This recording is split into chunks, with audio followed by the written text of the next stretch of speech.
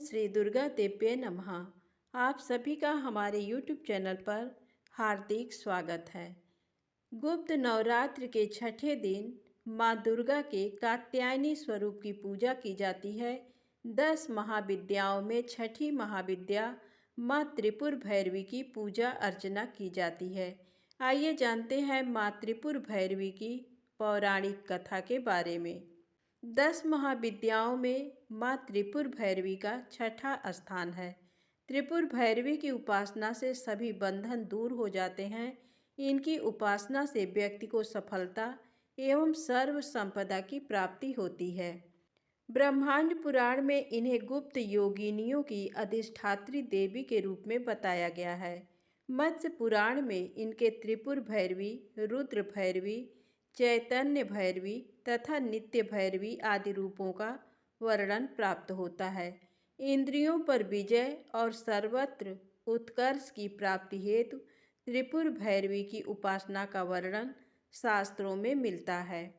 दुर्गा सप्तशती के तीसरे अध्याय में महिषासुर वध के प्रसंग में इनका वर्णन हुआ है। इनका रंग लाल है। ये लाल वस्त्र पहनती हैं, गले में मुंडमाला धारण करती हैं और शरीर पर रक्त चंदन का लेप करती हैं।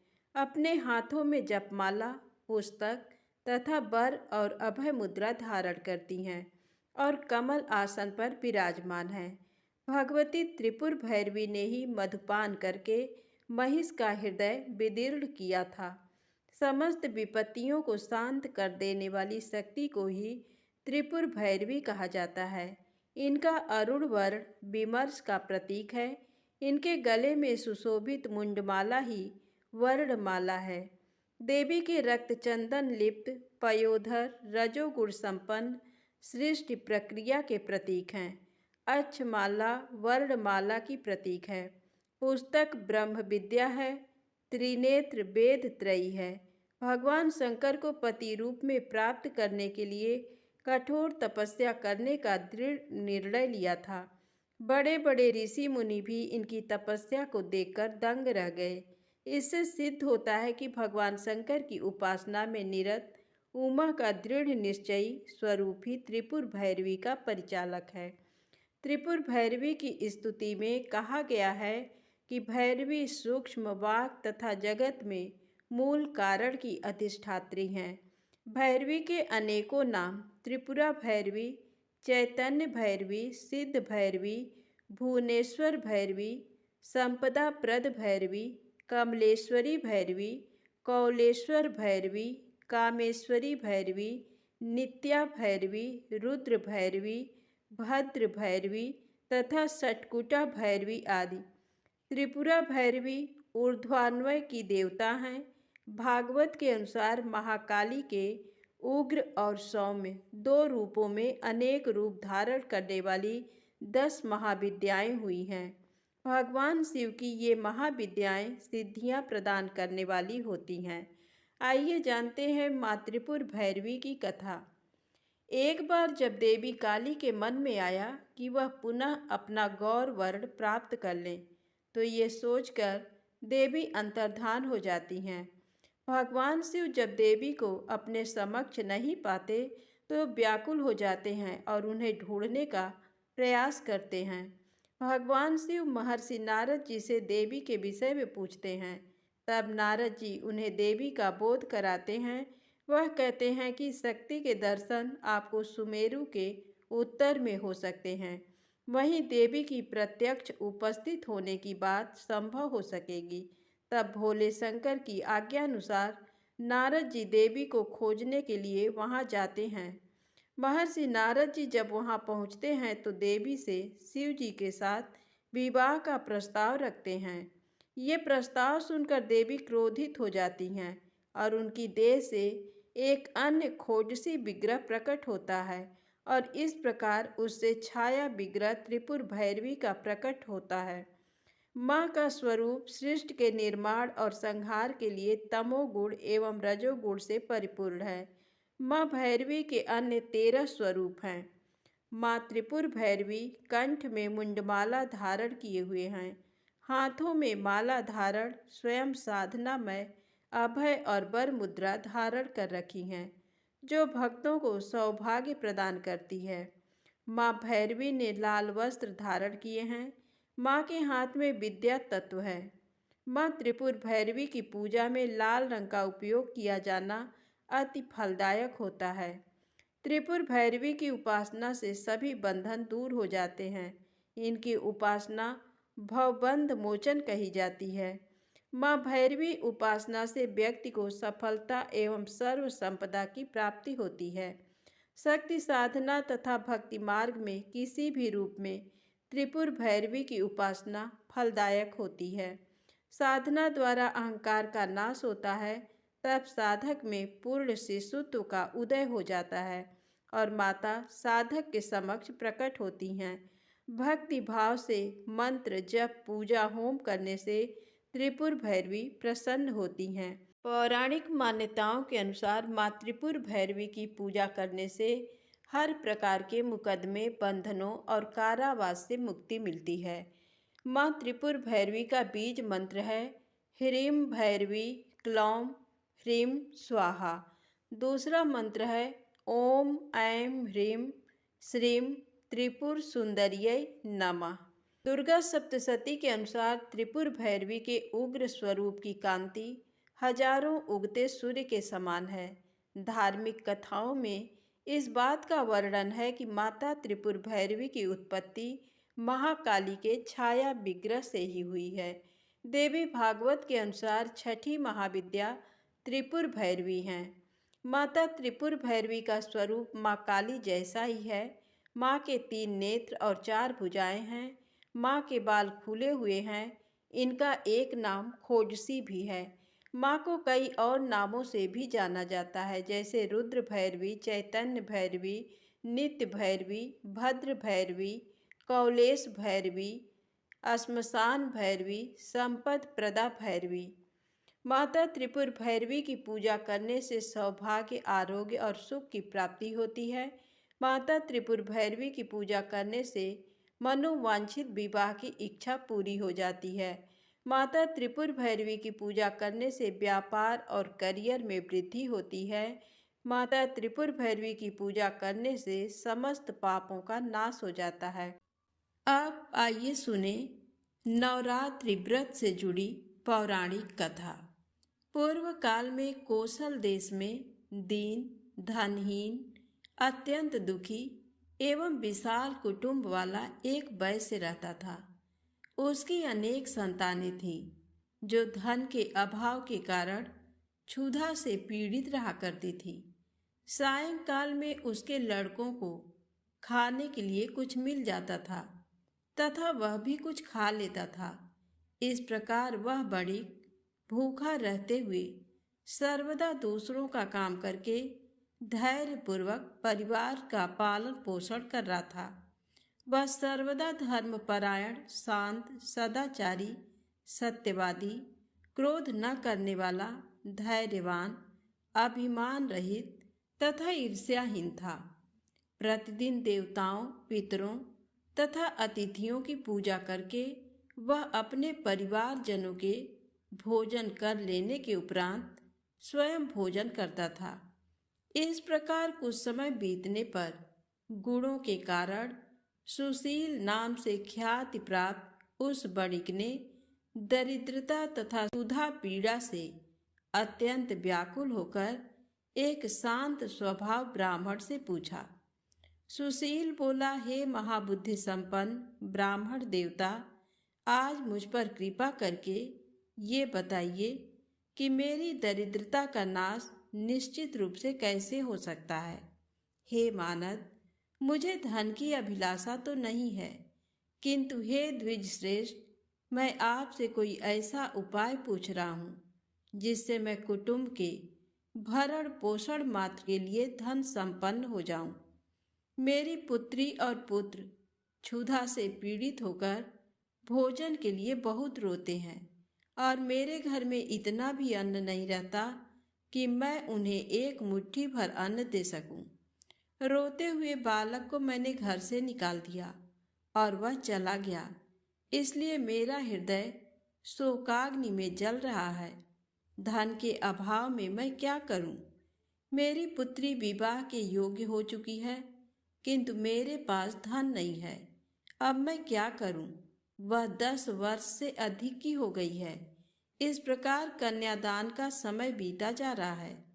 हे विप्रेंद्र, इसीलिए मैं अत्यधिक चिंतित हूँ। हे दयानिधान, आप तो सर्वज्ञ हैं, अतएव मुझे कोई ऐसा तप, दान, व्रत, मंत्र तथा जप बताइए जिससे मैं अपने आश्रित जनों का भरण पोषण करने में समर्थ हो जाऊं। हे द्विज, बस मुझे उतना ही धन मिल जाए और मैं उससे अधिक धन के लिए प्रार्थना नहीं करता। हे महाभाग, आपकी कृपा से मेरा परिवार अवश्य सुखी हो सकता है। अतएव आप अपने ज्ञान बल से भली भांति विचार करके वह उपाय बताइए। उसके इस प्रकार पूछने पर उत्तम व्रत का पालन करने वाले उस ब्राह्मण ने बड़ी प्रसन्नता पूर्वक उस वैश्य से कहा, हे वैश्यवर्य, अब तुम पवित्र नवरात्र व्रत का अनुष्ठान करो।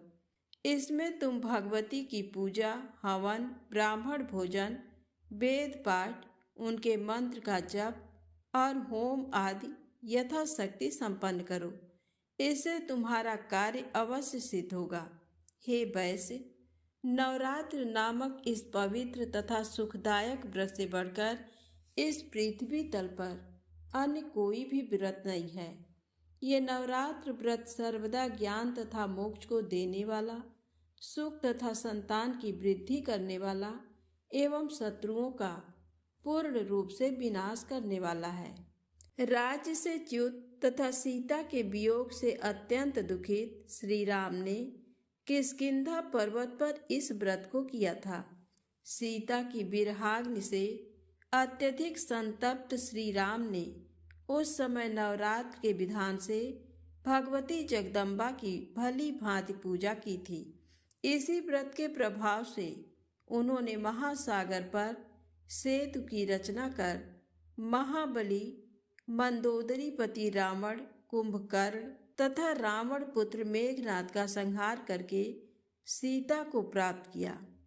विभीषण को लंका का राजा बनाकर पुनः अयोध्या लौटकर उन्होंने निष्कंटक राज्य प्राप्त किया था। हे वैश्यवर, इस प्रकार अमित तेज वाले श्री राम जी ने इस नवरात्र व्रत के प्रभाव से पृथ्वी तल पर महान सुख प्राप्त किया। व्यास जी बोले, हे राजन, ब्राह्मण का ये वचन सुनकर उस वैश्य ने उन्हें अपना गुरु मान लिया और उनसे माया बीज नामक उत्तम मंत्र की दीक्षा प्राप्त की। तत्पश्चात आलस्यहीन होकर अत्यंत भक्तिपूर्वक पूरे नवरात्र भर उसने उस मंत्र का जप किया और अनेक विध उपचारों से आदर पूर्वक भगवती का पूजन किया। इस प्रकार माया बीज परायण उस वैश्य ने 9 वर्षों तक ये अनुष्ठान किया। 9वें वर्ष के अंत में महाअष्टमी तिथि को अर्धरात्रि आने पर माहेश्वरी ने उसे अपना प्रत्यक्ष दर्शन दिया और अनेक प्रकार के वरदानों से कृत कर दिया। तो प्रेम से बोले, माता रानी की जय हो। अब आइए सुने माँ कात्यायनी से जुड़ी पौराणिक कथा। रंभासुर का पुत्र महिषासुर था, जो अत्यंत शक्तिशाली था। उसने कठिन तप किया था। ब्रह्मा जी ने प्रकट होकर कहा, वत्स, एक मृत्यु को छोड़कर सब कुछ मांगो। महिषासुर ने बहुत सोचा और फिर कहा, ठीक है प्रभु, देवता, असुर और मानव किसी से मेरी मृत्यु न हो। किसी स्त्री के हाथ से मेरी मृत्यु निश्चित करने की कृपा करें। तब ब्रह्मा जी एवमस्तु कहकर अपने लोक चले गए। वर प्राप्त करने के बाद उसने तीनों लोकों पर अपना अधिकार जमाकर त्रिलोकाधिपति बन गया। तब भगवान विष्णु ने सभी देवताओं के साथ मिलकर सबकी आदि कारण भगवती महाशक्ति की आराधना की। सभी देवताओं के शरीर से एक दिव्य तेज निकलकर एक परम सुंदरी स्त्री के रूप में प्रकट हुआ। हिमवान ने भगवती की सवारी के लिए सिंह दिया तथा सभी देवताओं ने अपने अपने अस्त्र शस्त्र महामाया की सेवा में प्रस्तुत किए। भगवती ने देवताओं पर प्रसन्न होकर उन्हें शीघ्र ही महिषासुर के भय से मुक्त करने का आश्वासन दिया। भगवती दुर्गा हिमालय पर पहुंची और अट्टहास पूर्वक घोर गर्जना की। महिषासुर के असुरों के साथ उनका भयंकर युद्ध छिड़ गया। एक एक करके महिषासुर के सभी सेनानी मारे गए। फिर विवश होकर महिषासुर को भी देवी के साथ युद्ध करना पड़ा। महिषासुर ने नाना प्रकार के मायिक रूप बनाकर देवी को छल से मारने का प्रयास किया, लेकिन अंत में भगवती ने अपने चक्र से महिषासुर का मस्तक काट दिया। कहते हैं कि देवी कात्यायनी को ही सभी देवों ने एक एक हथियार दिया था और उन्हीं दिव्य हथियारों से युक्त होकर देवी ने महिषासुर के साथ युद्ध किया था। तो प्रेम से बोले कात्यायनी माता की जय हो। अब आइए सुने षष्ठी माता की पौराणिक कथा। प्राचीन समय में प्रियव्रत नाम के एक बहुत प्रसिद्ध राजा हुए। इनके पिता का नाम स्वयंभू मनु था। प्रियव्रत योगी राज थे और इस कारण विवाह भी नहीं करना चाहते थे। तपस्या में इनकी विशेष रुचि थी, लेकिन ब्रह्मा जी की आज्ञा तथा सत्य प्रयत्न के प्रभाव से उन्होंने विवाह कर लिया। विवाह के काफी वर्ष बीत जाने पर भी उन्हें कोई संतान नहीं हुई। तब कश्यप जी ने उनसे पुत्रेष्ट यज्ञ करवाया। राजा की भार्या का नाम मालिनी था। मुनि ने उन्हें खीर प्रदान की और खीर खाने के बाद रानी मालिनी गर्भवती हो गई। कुछ समय बाद रानी ने स्वर्ण के समान प्रभाव वाले एक कुमार को जन्म दिया, लेकिन सभी अंगों से पूर्ण होने पर भी वह बालक मरा हुआ पैदा हुआ था। पुत्र के शोक में माता को मूर्छा आ गई। राजा प्रियव्रत उस मृत बालक को लेकर शमशान में गए और उस एकांत भूमि में पुत्र को छाती से चिपकाकर आंखों से आंसुओं की धारा बहाने लगे। तभी वहां एक दिव्य विमान दिखाई पड़ा। शुद्ध स्फटिक मणि के समान चमकने वाला वह विमान अमूल्य रत्नों से बना था। तेज से जगमगाते हुए उस विमान की रेशमी वस्त्रों से अनुपम शोभा बढ़ रही थी। वह अनेक प्रकार के अद्भुत चित्रों व पुष्पों की माला से सजा हुआ था। उस विमान में मन को मुग्ध करने वाली एक सुंदर देवी को राजा प्रियव्रत ने देखा। श्वेत चंपा के फूल के समान उनका उज्जवल वर्ण था। देवी के मुख पर प्रसन्नता छाई हुई थी और वे मुस्कुरा रही थी। रत्नमय आभूषण उनकी शोभा बढ़ा रहे थे और योग शास्त्र में पारंगत वे देवी भक्तों पर अनुग्रह करने के लिए आतुर थी। ऐसा जान पड़ता था कि वे मूर्तिमती कृपा ही हों। देवी को सामने देख राजा ने बालक को जमीन पर रख दिया और बड़े आदर के साथ देवी की पूजा तथा स्तुति की। उस समय वह स्कंद की प्रिया देवी षष्ठी अपने तेज से देदीप्यमान थी। उनका शांत विग्रह ग्रीष्मकालीन सूर्य के समान चमचमा रहा था। उन्हें प्रसन्न देख राजा ने पूछा, सुशोभने, कांते, सुब्रते, बरारोहे, तुम कौन हो? तुम्हारे पति देव कौन है और तुम किसकी कन्या हो? तुम स्त्रियों में धन्यवाद तथा आदर की पात्र हो। जगत को मंगल प्रदान करने में प्रवीण तथा देवताओं को रण में सहायता पहुंचाने वाली वे भगवती देवसेना थी। पूर्व समय में देवता दैत्यों से परास्त हो चुके थे। इन देवी ने स्वयं सेना बनकर और देवताओं का पक्ष लेकर युद्ध किया था। इनकी कृपा से देवता विजयी हो गए थे, अतएव इनका नाम देवसेना पड़ गया। महाराज प्रियव्रत की बात सुनकर ये उनसे कहने लगी, राजन, मैं ब्रह्मा की मानसी कन्या हूँ। जगत पर शासन करने वाली मुझ देवी का नाम देवसेना है। विधाता ने मुझे उत्पन्न करके स्वामी कार्तिकेय को सौंप दिया है। मैं संपूर्ण मातृकाओं में प्रसिद्ध हूँ। स्कंद की पतिव्रता भार्या होने का गौरव मुझे प्राप्त है। भगवती मूल प्रकृति के छठे अंश से प्रकट होने के कारण विश्व में देवी खष्ठी के नाम से मैं प्रसिद्ध हूँ। मेरे प्रसाद से पुत्रहीन व्यक्ति सुयोग्य पुत्र, प्रियाहीन जन प्रिया, दरिद्री धन तथा कर्मशील पुरुष कर्मों के उत्तम फल प्राप्त कर लेते हैं।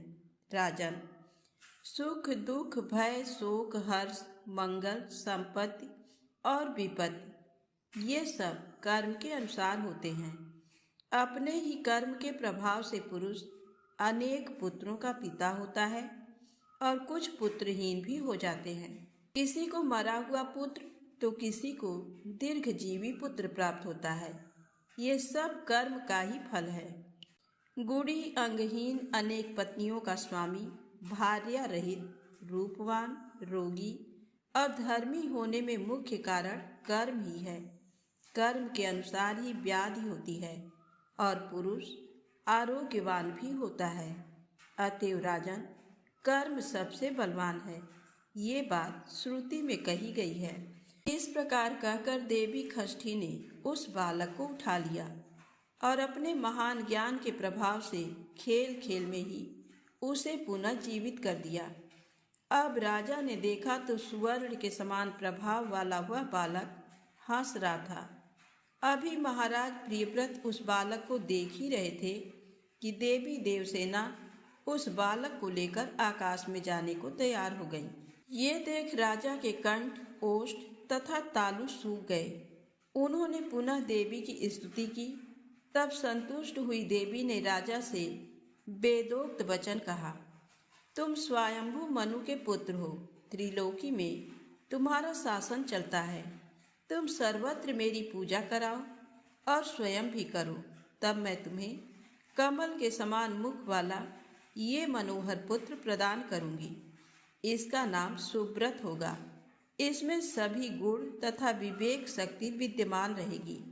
ये भगवान नारायण का कलावतार तथा प्रधान योगी होगा। इसे पुनर्जन्म की सभी बातें स्मरण रहेंगी। क्षत्रियों में श्रेष्ठ ये बालक 100 अश्वमेघ यज्ञ करेगा। सभी इसका सम्मान करेंगे। उत्तम बल से संपन्न होने के कारण ये ऐसी शोभा पाएगा जैसे लाखों हाथियों में सींग। ये धनी, गुणी, शुद्ध, विद्वानों का प्रेम भाजन तथा योगियों, ज्ञानियों एवं तपस्वियों का सिद्ध रूप होगा। त्रिलोकी में इसकी कीर्ति फैल जाएगी। यह सबको सब संपत्ति प्रदान करेगा। इस प्रकार कहने के पश्चात भगवती देवसेना ने उन्हें वह पुत्र दे दिया। राजा प्रियव्रत ने पूजा की, सभी बातें स्वीकार कर ली। इस प्रकार भगवती देवसेना ने उन्हें उत्तम वर देकर स्वर्ग के लिए प्रस्थान किया। राजा भी प्रसन्न चित्त होकर अपने मंत्रियों के साथ घर लौट आए और पुत्र विषयक सारा वृत्तांत सभी को कह सुनाया। ऐसे प्रिय वचन सुनकर सभी स्त्री पुरुष परम संतुष्ट हो गए।